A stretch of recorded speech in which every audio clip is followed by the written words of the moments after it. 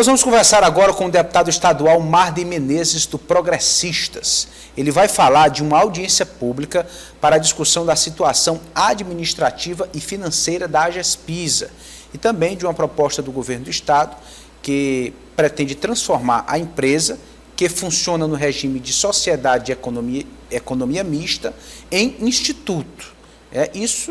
Essa discussão já tem tomado de conta já da Assembleia Legislativa. Deputado Marden Menezes, boa tarde, seja bem-vindo. Boa tarde, Eliezer, boa tarde a todos os telespectadores da TV O Dia. Agradecer aqui pela oportunidade. Na verdade, essa audiência pública que nós requeremos na Assembleia Legislativa, eu entendo como de maior importância, porque trata-se de água e de saneamento, de esgotos. São serviços essenciais sem os quais não há uma cidade, não há uma vida em comunidade. E quem tem a responsabilidade de prestar esse serviço é a AGESPISA. E, infelizmente, esses serviços, há muitos anos, eles têm muitas reclamações, muitas queixas por parte da população, tanto no desabastecimento, ou seja, na falta d'água, como na falta de saneamento e, o pior, contas acima da condição socioeconômica da população. Recentemente houve vários aumentos nos talões de água em diversas cidades, sob a justificativa de serem tarifas de esgoto, quando na verdade parte dessas cidades que reclamam, de bairros, de comunidades, alegam que está sendo cobrado um serviço que não tem sido ofertado na prática. Então são muitas as queixas. A população do Piauí tem reclamado bastante. E agora, recentemente, vários segmentos do governo do estado admitem a dificuldade, a extrema dificuldade da AGESPISA. O próprio governador Rafael Fonteles deu declarações nesse sentido, reconhecendo que a situação da empresa seria quase irrecuperável, seria quase insanável. O que nos liga o sinal do amarelo para o vermelho, o sinal da extrema preocupação, para que a Assembleia possa trazer a AGESPISA, OAB, Ministério Público, todas as entidades e órgãos que têm interesse na discussão dessa problemática, órgãos do Estado e órgãos de defesa da sociedade, para que nós possamos compreender o tamanho desse problema e que soluções, quais os caminhos que são viáveis. É a extinção, é a fusão da AGESPISA com outro órgão, é a transformação de uma empresa de economia mista numa outra pessoa jurídica. Enfim, o caminho a ser trilhado daqui para frente, ele precisa ser discutido com a sociedade. Então é esse o papel da audiência pública, que é de dar oportunidade às entidades que representam a população, os parlamentares e os órgãos do governo a abordarem de forma profunda, detalhada, essa grave situação da AGESPISA. E ela é grave porque não é o deputado Marden Menezes que está atestando isso. É o próprio governo, são representantes do próprio poder público, do poder executivo, que tem deixado claro que a situação da empresa é muito difícil, é muito ruim. Deputado, ontem foi aprovado na Assembleia Legislativa um empréstimo, 2 bilhões de reais. Como é que, como integrante da bancada de oposição, o senhor acompanhou e avalia essa operação de crédito? Bom, ao longo da história, a Assembleia ela sempre teve o papel de não negar ao Poder Executivo as solicitações de empréstimos. O porquê dessa conduta? Quando o Poder Executivo ele solicita a aquisição de empréstimos, normalmente o Poder Executivo justifica que esse recurso é para o investimento.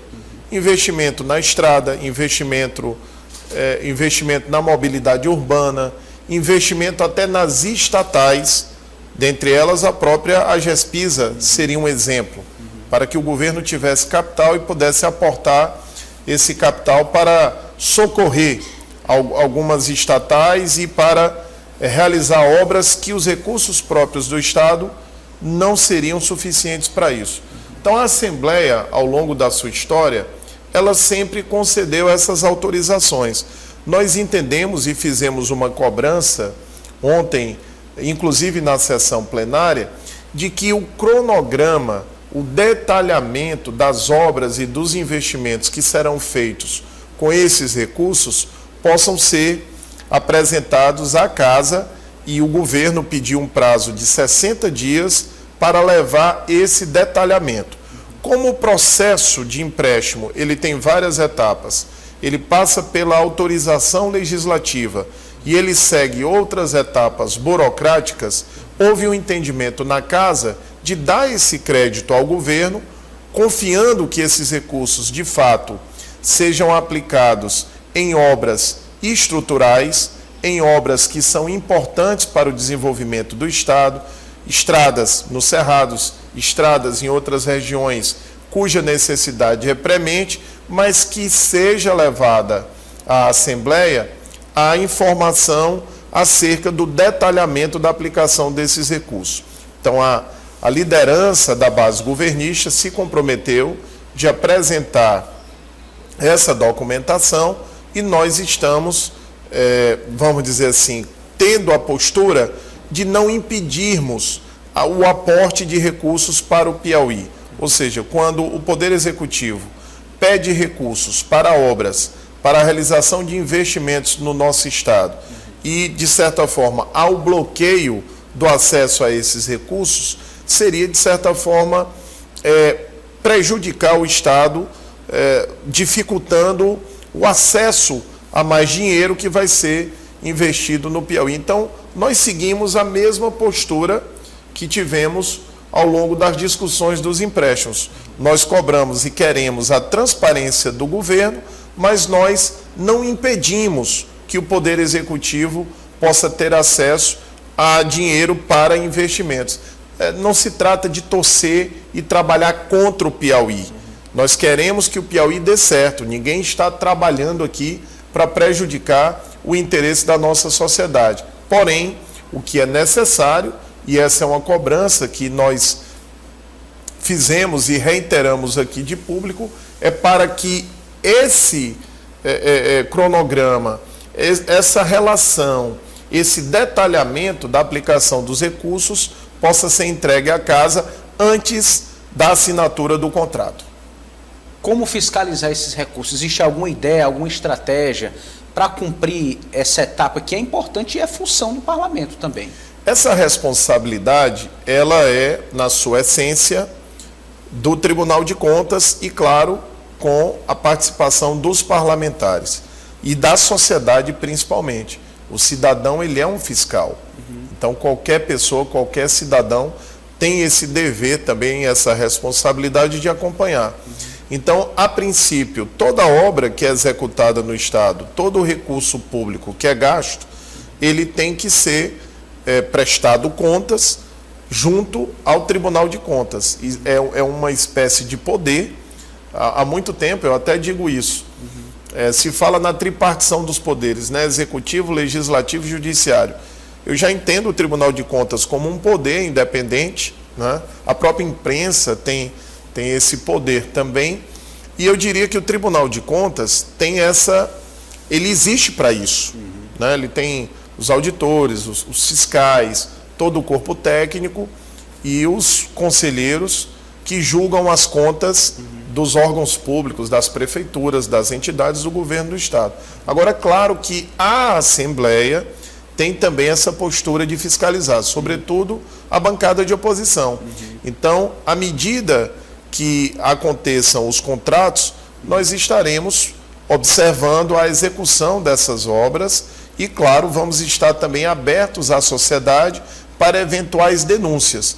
Quando essas reclamações chegam à Assembleia, chegam, por exemplo, ao meu gabinete, o que eu faço? Eu encaminho para o Ministério Público e encaminho para o Tribunal de Contas, que são os órgãos que têm o dever de apurar, de processar e responsabilizar eventuais erros, eventuais equívocos ou eventuais crimes praticados no uso, com o uso dos recursos públicos. No caso, esses recursos vão estar em uma conta única Os parlamentares vão poder ter acesso? Nós exigimos também e aprovamos até um requerimento em plenário, exigindo que esse recurso específico do empréstimo, ele seja acreditado em uma conta única, até porque seria difícil para o próprio Tribunal de Contas, para o Ministério Público ou qualquer órgão fiscalizador acompanhar a aplicação desses recursos, caso eles sejam creditados numa conta geral, que aí seriam recursos misturados com outras fontes de receitas e se tornaria de grande dificuldade o acompanhamento da aplicação desses recursos específicos dos empréstimos. Deputado, como é que o senhor avalia o papel da oposição na Assembleia Legislativa até o momento? A oposição tem 7 deputados, né, progressistas, e tem essa missão primordial de estar fazendo cobranças, acompanhando os atos do Poder Executivo. A oposição, ela tem conseguido se impor de alguma forma na casa? Olha, eu diria que o momento da Assembleia é um momento de muito diálogo, é um momento, talvez seja uma das legislaturas com a maior harmonia. Eu estou há 6 mandatos na Assembleia, estou iniciando o 6º mandato. Mas o nível dessa legislatura é um nível muito bom. Os parlamentares que entraram, independentemente de serem de partido A ou partido B, reforçaram esse nível, são bons parlamentares, não há, a princípio, nenhum atrito de ordem pessoal, discussões menores, e nós estamos com um processo de diálogo e um processo de maturidade que eu diria que a Assembleia vive o seu melhor momento em termos de relacionamento entre as bancadas. Tanto que, em situações como, por exemplo, o governo enviou recentemente o projeto para a redução do IPVA para as motocicletas até 170 cilindradas. Qual parlamentar votaria contra uma proposta que beneficia uma boa camada da população mais carente? Impostos, né? Então, nós votamos favorável à proposta do governo. Em se tratando do piso dos professores, nós lutamos até o último instante para que fosse dado o reajuste linear. Então, nós temos a postura de independência na casa para divergir quando é necessário o contraditório e é necessário que se faça um posicionamento em defesa da sociedade, mas quando há a coincidência entre o pensamento do Poder Executivo e o pensamento de quem quer realmente contribuir para melhorar a vida das pessoas, não há nenhuma dificuldade em se sentar à mesa e se dialogar. Então, o exercício da oposição, muitos acham que oposição é você estar xingando, estar ofendendo, estar brigando, estar todo o tempo com o dedo em rixe, é você estar ameaçando, enfim, não é esse o papel da oposição. Até porque, nesse aspecto, sendo minoria, se você tiver um comportamento agressivo, você acaba não conseguindo aprovar nem requerimento para realizar audiência pública, por exemplo. Então você tem que ter essa habilidade, essa maturidade de saber dialogar, de se contrapor, de, obviamente, colocar o seu pensamento livre em qualquer discussão, mas de convergir quando há, de fato, o interesse de trazer o benefício para a coletividade. Então, o momento é um momento de muito diálogo, um momento de harmonia. A liderança da base do governo ficou na responsabilidade do deputado Fábio Novo, e a liderança do bloco de oposição ficou na responsabilidade do deputado Gustavo Neiva. Eu hoje exerço a primeira secretaria, um cargo na mesa diretora, portanto, acompanho mais a parte de gestão da casa, mas eu diria que é um momento de harmonia, um momento de diálogo, um momento de maturidade política. Deputado, o senhor era do PSDB, hoje está no Progressistas, 2 partidos que têm um posicionamento de oposição em relação à gestão da Prefeitura de Teresina. Qual a sua defesa para as eleições municipais? O senhor defende que o partido tem que ter candidato? Já tem algum nome que o senhor defende para esse primeiro momento?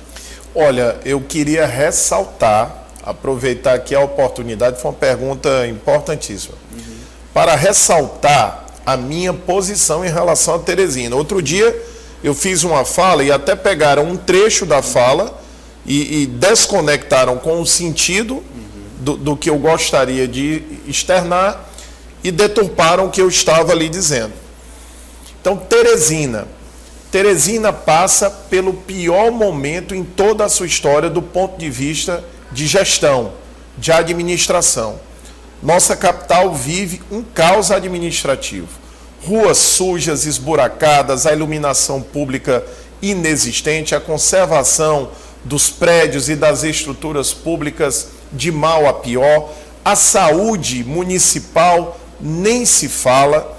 Nós temos uma avaliação do Ministério da Saúde que coloca Teresina como uma das cidades que oferta o pior serviço de atenção básica do Brasil. Está entre as piores. E a educação, que sempre foi a grande bandeira de Teresina. Teresina sempre teve uma das melhores educações públicas de ensino fundamental do país, dentre as capitais e demais cidades, e a educação pública de Teresina caiu bastante com essa gestão. Na verdade, é uma gestão que não existe, ninguém sabe quem é que manda, toda hora é uma crise política, crise administrativa, denúncia, abertura ou não de CPI, enfim. Então, o que nós não podemos é deixar Teresina na situação em que ela se encontra. Então, eu defendo, dentro do partido e dentro das lideranças com as quais nós temos um bom relacionamento, que nós estejamos abertos para dialogar com todas as forças políticas, todos os partidos, todas as lideranças que desejam tirar Teresina dessa situação. Inclusive o PT? Ou seja, na minha opinião, nós não podemos dialogar com quem está no Palácio da Cidade. Quem está no Palácio da Cidade, não faz sentido os responsáveis pela destruição, pelo desmonte dos serviços públicos de Teresina, isso está acontecendo e nós abrirmos aqui diálogo com as pessoas que estão no Palácio da Cidade. Então, o pior cenário para Teresina, qual é? É manter Teresina nas mãos de quem hoje comanda Teresina, do grupo hoje que está na Prefeitura Municipal de Teresina. Qualquer outro diálogo político, com força política, com partido, com liderança, no sentido de tirar a Teresina do ponto em que ela se encontra, que é o fundo do poço, é válido. Então, política é o diálogo, política é a articulação, política é o entendimento. Então, se você olhar a Teresina como ela está hoje e a continuidade desse sistema a se prolongar, o prejuízo que nós temos hoje em 2 anos, ele equivale a décadas. Quando finalizar essa atual gestão de Teresina, o prejuízo será incalculável. Você imagina mais 4 anos com esse mesmo pessoal à frente de Teresina. O que será das comunidades, dos bairros, da zona rural, das nossas escolas, dos postos de saúde? Então, para tirar Teresina dessa situação, eu defendo, e isso deixo de uma maneira muito clara, nós temos que dialogar com todos, com todas as forças políticas que desejam tirar a nossa capital de um ponto em que ela se encontra. Inclusive então, isso o PT vale para todos os partidos. Não há nenhuma... Nomes. Candidatura própria da oposição. Agora, claro, é preciso deixar claro que esse diálogo, no sentido de fortalecer a nossa candidatura. E nós temos nomes excelentes dentro desse grupo de lideranças, né, dentro do próprio partido. Um deles, a própria Bárbara do Firmino, jovem. Né? A Bárbara já teve um desafio grande agora numa eleição para o cargo de deputada estadual. Apesar de muito jovem, é médica, traz todo o legado, a história do prefeito Firmino Filho. Tenho conversado muito com a Bárbara, a conhecido mais de perto e acho que ela tem muito a oferecer a Teresina. Nós temos nomes que não podem deixar de ser considerados, como o próprio Dr. Silvio Mendes. Vejo o interesse do Joel Rodrigues, que foi candidato ao Senado, tem outros nomes, mas com esses valores que nós temos chances reais de trazer para Teresina não uma candidatura, mas um norte para que Teresina possa voltar a ser uma cidade organizada, feliz, onde a prefeitura cumpra com os compromissos junto aos servidores, onde os prédios, as praças possam estar limpos, os salários possam ser pagos em dia, onde o transporte coletivo volte a funcionar, onde a saúde pública volte a atender com dignidade as pessoas e onde nós possamos ter uma escola que seja o melhor ambiente possível, além da casa, além do lar de cada criança. Então, esse é o objetivo. Para isso, nós temos que dialogar, que construir alianças e o principal foco é tirar Teresina dessa situação na qual ela se encontra. Então, Marden, a minha opinião é conversar com todo mundo, menos com quem está fazendo todo esse mal à nossa capital. Ou seja, os que estão hoje à frente de Teresina estão prestando um grande desserviço à nossa geração, às próximas gerações que virão pela frente. Muito obrigado ao deputado Marden Menezes, do Progressistas, pela presença, pela entrevista, por aceitar o nosso convite. Desejamos sucesso aí na sua empreitada, deputado. Muito obrigado e até a próxima oportunidade. Eu que agradeço e estou à disposição sempre que precisarem. Estamos aqui a postos.